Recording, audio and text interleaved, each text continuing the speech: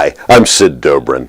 In this video, we'll look at the Radical Revision project that asks students to write a narrative about a particular recent situation and then to retell the narrative using only still visuals.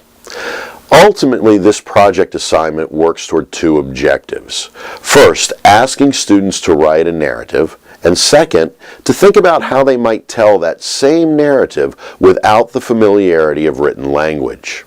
Thus, the use of the still images asks students to critically think through how they would want their audiences to visualize their narratives.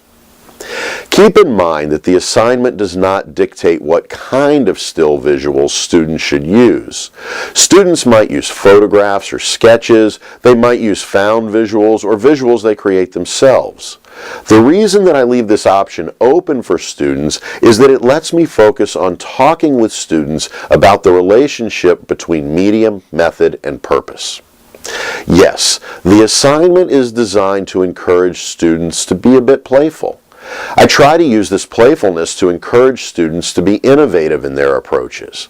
I also like to use the opportunity to talk about the role of the visual rhetoric students use in relation to the ways in which an audience might respond to their visual narratives.